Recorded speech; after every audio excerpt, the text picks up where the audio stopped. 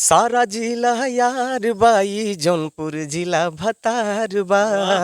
सारा जिला यार बाई जौनपुर जिला भतार बा। कोई म्यूजिक से रिलेटेड चीज़ें आती थी, आज भी आती हैं, तो मैं आपको सच बोलूं कि मेरे आँख से आंसू आ जाते हैं। इंडस्ट्री में अभी तक आपकी कितने लोगों से मुलाकात हुई है? क्योंकि कोई भी बाप नहीं चाहता कि मेरा बेटा चोर हो, उचक्का हो या किसी कुर्दिष्टि का शिकार हो। हर बेटा चाहता है कि मेरा बेटा डीएम हो, अच्छा हो, पढ़े लिखे आगे। नमस्कार, आप देख रहे हैं पूर्वांचल योग जौनपुर। अभी मैं हूं उत्तर प्रदेश के जनपद जौनपुर में। आपको बता दें कि लोग टीवी सीरियल को देखते हैं, फिल्मों को देखते हैं और उनमें काम करने वाले जो लोग होते हैं, चाहे वो अभिनेता हो, चाहे वो अभिनेत्री हो, विलन हो, तमाम लोग ऐसे किरदार निभाते हैं जिन्हें लोग करीब से देखने के लिए लालायित रहते हैं। मैं बात करता हूं जनपद जौनपुर के लाल की। आज जनपद जौनपुर का नाम भी सुर्खियों में है, चाहे वो मीडिया के क्षेत्र में हो, शिक्षा के क्षेत्र में हो, कलाकारों के क्षेत्र में हो, गायकी के क्षेत्र में हो, या टीवी सीरियल के क्षेत्र में हो, या फिल्मों के क्षेत्र में हो।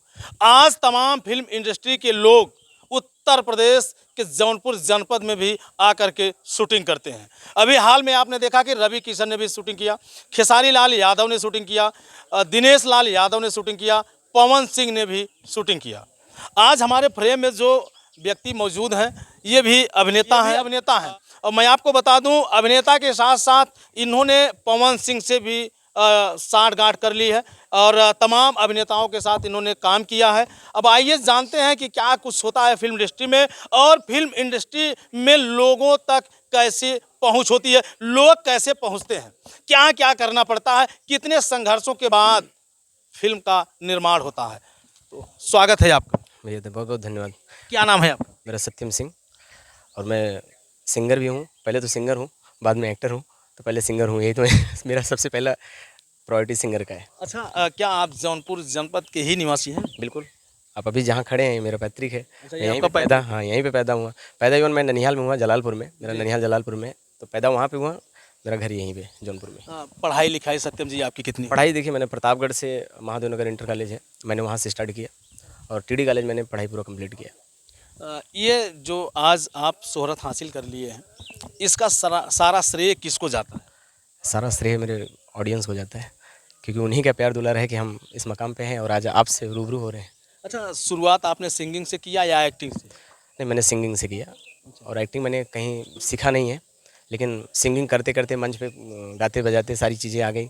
अब कैमरा फेस कर रहा हूँ, लोगों को अच्छा लग रहा है, प्यार दे रहे हैं। अच्छा, आपका सबसे ट्रेंडिंग सॉन्ग कौन सा रहा? एक गाना था मेरा, अपने जौनपुर डिस्ट्रिक्ट पे ही गाया था। वाह, क्या बात है, जौनपुर के लिए? जी, जौनपुर के लिए गाया था और जौनपुर वाले ने बहुत प्यार दिया। तो मैं चाहूँगा कि वो उस गाने का अंतरा और मुखड़ा ये दोनों होना चाहिए। मैं आपको एक मुखड़ा देखूँ कि डुएट था वो, जी। और लड़की का लाइन था, बलिया बनारस मशहूर बाटे हो।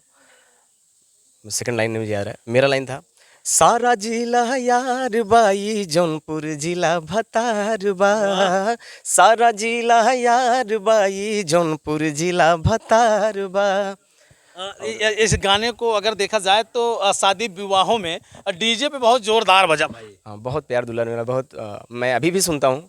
मैं गाया था सन ये 2011-12 में और तब से अभी तक बज रहा है ये। अब आप समझ सकते हैं दोस्तों कि अभी आप लोग ये नहीं जान रहे होंगे कि जो जौनपुर ज़िले पे गाना तेज़ी के साथ वायरल हुआ था, वह गाना कौन गाया था और कहाँ के रहने वाले हैं। अब आप समझ सकते हैं कि यही हैं, उस गीत को गाने वाले यही हैं और जिनकी बदौलत जौनपुर के हर गाँव में वो गीत ज़रूर बजा शादियों में, क्योंकि लड़कों में जब जोश आता है तो वही गाना बजवाते हैं डीजे पे। तो उसके बाद का फिर क्या हुआ? उसके बाद मेरे तमाम गाने आए और काफ़ी प्यार मिला। एक गाना मैंने गाया था जब ये सर्जिकल स्ट्राइक हुआ था उस टाइम पे, कि फूंक दे हब पूरा पाकिस्तान, हे देवी माई दे दा बरदान हो, राख लेती देसावा किसान, हे देवी माई दे दा बरदान हो। अच्छा, ये बताइए, फिल्म इंडस्ट्री में अभी तक आपकी कितने लोगों से मुलाकात हुई है? भोजपुरी में अगर देखा जाए, मैंने हिंदी में भी काफ़ी लोगों से मुलाकात की। मुलाकात वहाँ पे लोग मिलते रहते हैं। और कितने लोगों से आप मिले? कौन कौन नाम है बताइए। अब जैसे हमारे डायरेक्शन में जाएंगे तो डायरेक्शन में हमारे भोजपुरी के जितने डायरेक्टर हैं, जैसे भी रवि भैया हैं, तो रवि भैया के साथ में मैं गया तो वहाँ पे यार पांडे जी हैं, उन्होंने मिला, उनसे मिले। और हमारे कई सारे थे वहाँ पे डायरेक्टर थे, तो सबसे मुलाकात हुई। और अच्छा, अब अभिनेता में कितने लोग आपसे मिल चुके अभिनेता हैं? में देखिए, मैंने जब स्टार्टिंग में जो गाना शुरू किया था, तो मैं, रितेश जी, समर जी, लाडो जी, एक साथ हम लोग बनारस में रहे हैं, एक रूम में रह के हम लोग वहाँ पे रिकॉर्डिंग करते थे, नटराज स्टूडियो से, जो कि वहाँ पे आशीष वर्मा जी म्यूजिक डायरेक्टर थे। तो हम लोग स्टार्ट वहाँ से जर्नी से किए। बाकी फेस तो मैंने लगभग सबके साथ किया है, सबके साथ फेस किए हैं। फेस किया है। अच्छा, मंच पसंदीदा अभिनेता कौन है? अभिनेता अगर देखा जाए तो मैं रवि भैया को मानता हूँ, रवि भैया को। उनकी एक्टिंग अच्छी मुझे लगती है। अच्छा, कितनी अभिनेत्रियों के साथ अभी आप काम कर चुके हैं? अभिनेत्रियों में देखा जाए, जैसे अभी अगर कोई देखे तो अनारा जी हैं, मनी जी के साथ में काम कर रहा हूँ, गरिमा जी हैं, और बाकी 3-4 लोग और हैं जिन्होंने किया। बाकी जो एल्बम्स के लेवल के हैं, मैंने उनके साथ लगभग ऑलमोस्ट सबके साथ किया है। मेरे बहुत सारे गाने हैं, 100-150 गाने हैं, तो मैंने सबको लेके किया है उसमें। जैसे अभी जो है सोशल मीडिया पे एक्टिव रहती हैं अक्षरा सिंह जी, अंतरा सिंह, प्रियंका जी, यामिनी सिंह, तमाम ये अभिनेत्रियां हैं, तो क्या इनसे कभी आप फेस टू फेस बैठ के बात की है? मैंने प्रियंका जी से तो मेरा मुलाकात हुआ था अभी गोरेगांव में। हम लोग बैठे थे स्टूडियो में, गाना रिकॉर्डिंग चल रहा था, तो आई जब सुनी तो बोली आपकी आवाज़ बहुत मीठी है, आप वाह। कहाँ थे, कैसे थे? तो काफ़ी देर तक हमारा वो सारी चीज़ें हुआ। और अब आप लोगों को प्यार है कि गाना कोई सुनता है तो लोगों को अच्छा लगता है, बोलते ये जो वॉइस है ये फिल्मों के लेवल का है, तो ये आने चाहिए। तब लोगों का सपोर्ट मिल रहा है। अभी मुझे 3-4 फिल्मों में गाने के लिए बुलाया जा रहा है, तो मैं अभी फिल्म कंप्लीट करूँगा तो मैं जाऊँगा मुंबई। तो अच्छा, जैसे मान लीजिए खेसारी लाल पहले गाना गाते थे, फिर फिल्मों में एक्टिंग करने लगे। दिनेश लाल यादव थे, वो गाना गा रहे थे तो फिर फिल्मों में एक्टिंग करने लगे। पवन सिंह थे, पहले गाना गा रहे थे, फिर फिल्मों में एक्टिंग करने लगे। तो क्या योजना है कि एक कुछ बड़ा करने की विचारधारा है? देखिए, सबका रहता है कि कुछ बड़ा करें। विचारधारा तो हरदम बुलंदियों पे। हाँ, बुलंदी पे होना चाहिए, और होना भी चाहिए।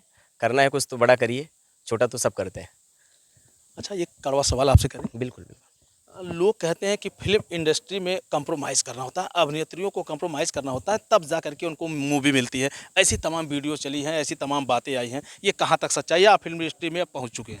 देखिए, आपको हकीकत बताऊँ, जैसे अभी बीच में आपने सुना रहा है, क्योंकि आप जिस पॉइंट से बात करें मैं उसको क्लियर कर देता हूँ कि लोगों ने पवन भैया पे सवाल उठाया, खेसारी जी पे सवाल उठाया। सवाल तब उठता है जब आपको सामने वाला इग्नोर करेगा। जब तक आपके साथ काम कर रहा है तब तक आपका दोस्त है, सारी चीज़ें हैं।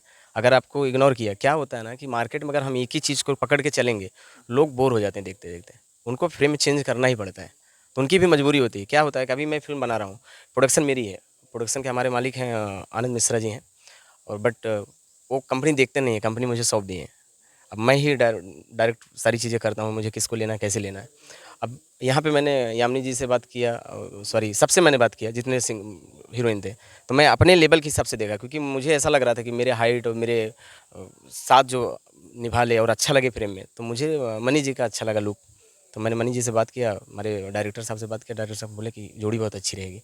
इवन अभी अब है नहीं, शाम को आप मिलने वाले हैं तो मैं मिलाऊंगा, सामने सामने जो देखेंगे तो जोड़ियों में, तो आपको शायद एक आप खुद बोलेंगे कि अच्छा लग रहा है।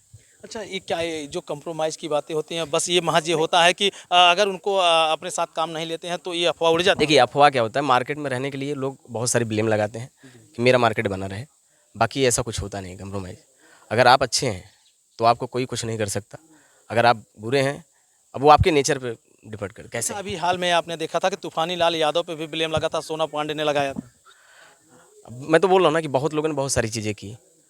क्या होता है कि हम जैसे डांस कर रहे हैं, अभी हमारे गुरुजी हैं, अब मैंने पकड़ के अब डांस किया, खड़ा हूँ, बात चल रहा है, कुछ भी होता है, तो उसमें अभी कोई फ्रेम ऐसा ले लिया सामने से, नहीं यार ये तो बहुत क्लोज हो रहा था, ये हो रहा था, ऐसा नहीं है। हम कलाकार हैं, और जब हम सेट पे रहते हैं ना, तो हमारा एक ऐसा टोनिंग रहता है सामने वाले को वो फेस ना, क्योंकि हमें दिखाना है। अगर पति पत्नी का सीन है, जब तक पति पत्नी का भाव से हम करेंगे नहीं, पब्लिक अपना सारी चीज़ें देखेगी नहीं, क्योंकि अच्छा, ये एक सवाल और है, जैसे अभी फिल्म इंडस्ट्री चल रही है, पहले हिंदी फिल्म की दुनिया थी, अब जब से भोजपुरी आई है तो तमाम लोग ये कहते हैं कि भोजपुरी में अश्लीलता को ज़्यादा परोसा जा रहा है। क्या ऐसा लगता है कि अश्लीलता को ही परोसे जाने से भोजपुरी मूवी चल रही है? नहीं, मैं भोजपुरी मूवी में अश्लीलता की बात नहीं कर सकता हूँ। हाँ, एल्बम में हुआ, मैंने देखा है, एल्बम की वजह से बदनाम हुआ। क्या होता है ना कि हमारे आपके यहाँ भाषा जो है, अभी हमारा तो मूल अवधी है, बट हम लोग अपना रोजी रोटी अपने भोजपुरी के माध्यम से हैं, तो भोजपुरी के लिए खड़े हैं।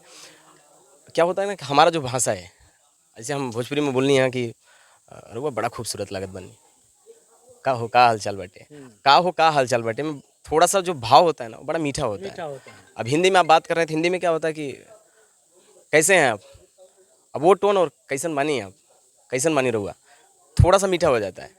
लेकिन क्या होता है कुछ शब्द ऐसे होते हैं, जैसे मुन्नी बदनाम हुई डार्लिंग तेरे लिए ना। अब बहुत सारे गाने हिंदी में भी जाऊँगा मैं, अगर मैं उसका मीनिंग निकालूंगा तो बहुत गंदे मीनिंग निकलेंगे, लेकिन उस पर उंगली क्यों नहीं होती है? रीज़न है, उसको दर्शाया ऐसा जाता है गाने को ना, वो ऐसे लेवल पे दर्शाते हैं कि उस पर कोई उंगली नहीं उठाता है। भोजपुरी में क्या होता है, लोग हिट होने के लिए जो छोटे छोटे सिंगर हैं उनको क्या है, उनके पास गाने को क्षमता नहीं है, उस मजबूती नहीं है कि अपने स्वर से आए अपनी पहचान खुद बनाए। वो बस एक गंदगी से पहचान बनाने के बेस पे, एक तो यूट्यूब का साधन हो गया तो फटाफट लोग अपने जो है डाल देते हैं यूट्यूब पे।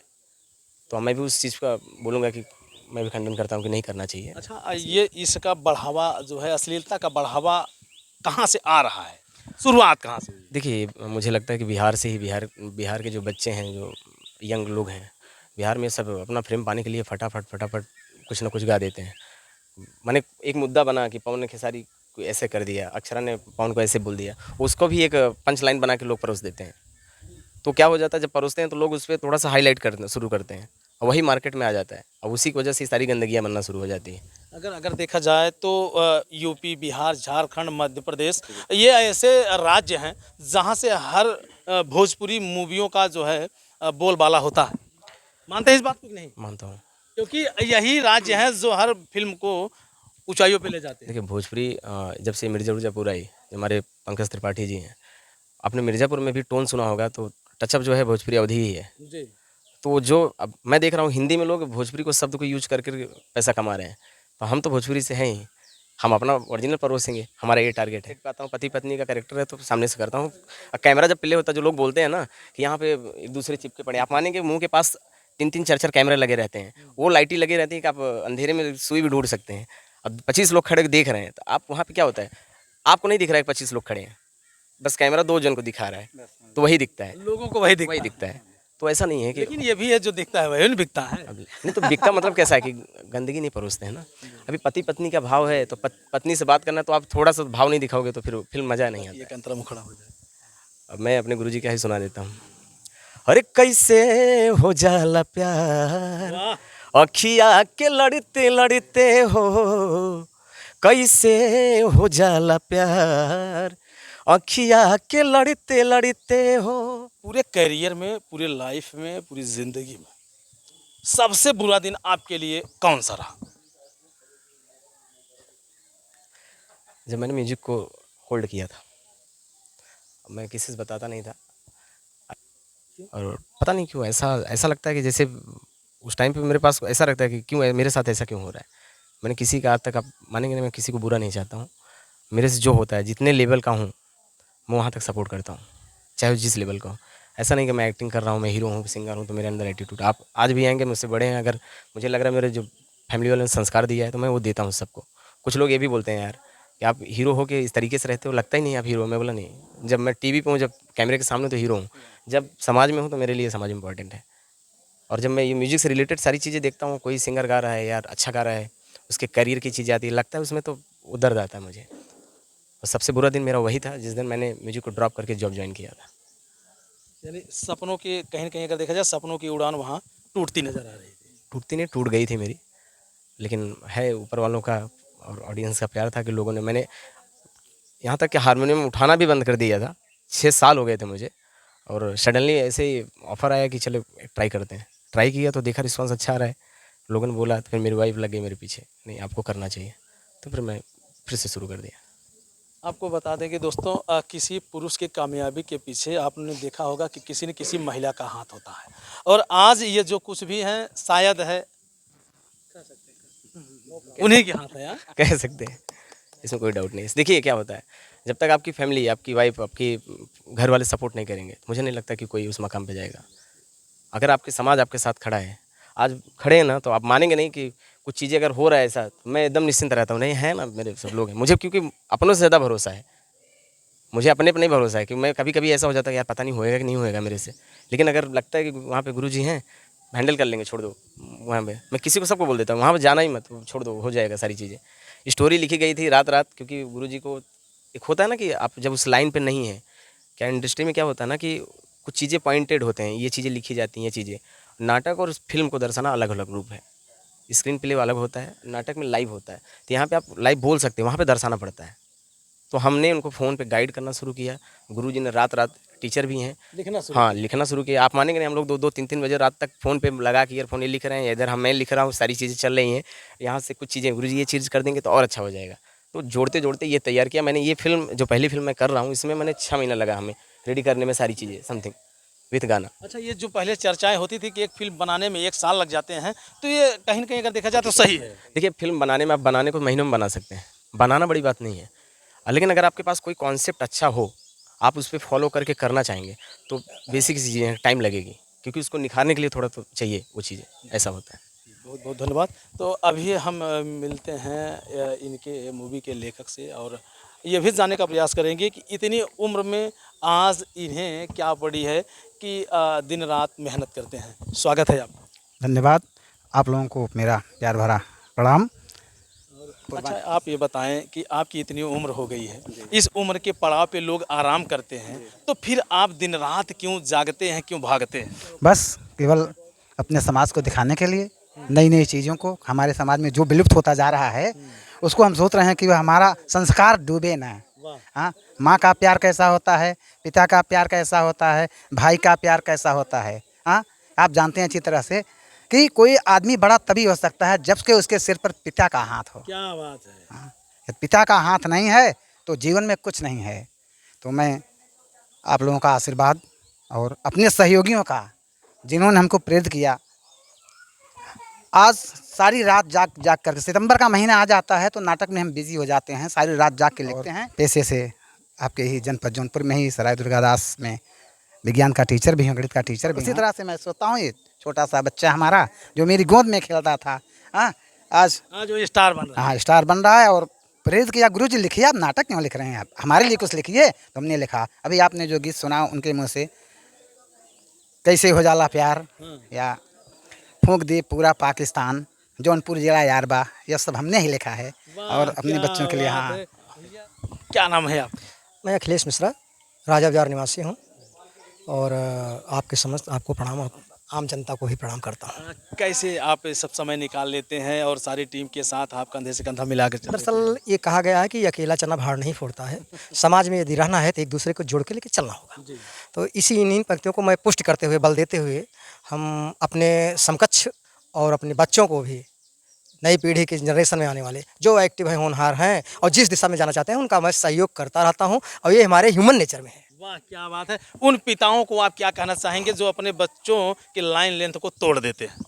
ऐसे नालायक बच्चे समाज में के कोढ़ होते हैं और ऐसे पिता को मैं कुछ नहीं कहना चाहता हूँ, क्योंकि कोई भी बाप नहीं चाहता कि मेरा बेटा चोर हो, उचक्का हो या किसी कुर्दिष्टि का शिकार हो। हर बेटा चाहता है कि मेरा बेटा डीएम हो, अच्छा हो, पढ़े लिखे, आगे बढ़े। तो मैं ऐसे बच्चों के लिए कुछ कह सकता हूँ, लेकिन पिताओं के लिए नहीं। सारे पिता अपने बच्चों को आगे बढ़ाने की कोशिश करते हैं। वाह, क्या बात है। तो इस उम्र में आपको आराम करना चाहिए, तो फिर क्यों भाग दौड़ आप करते रहते हैं? उम्र का कोई पड़ाव नहीं होती है, ये जज्बा है तो मंजिल हासिल करना हर स्थिति में होता है। और ऐसी स्थिति में हम यही कहेंगे कि कार्य करने वाले को कभी होपलेस नहीं होना चाहिए, उसको अपने उद्देश्य के प्रति सदैव जागरूक होना चाहिए। और मैं सबसे यही कहूँगा कि कभी भी आप अपने मन में हीन भावना न लाइए। कभी कोई बुढ़ा नहीं होता है, तन बुढ़ा होता है, दिमाग बुढ़ा नहीं होता, मन बुढ़ा नहीं होता है। क्या बात है भैया, बहुत गजब।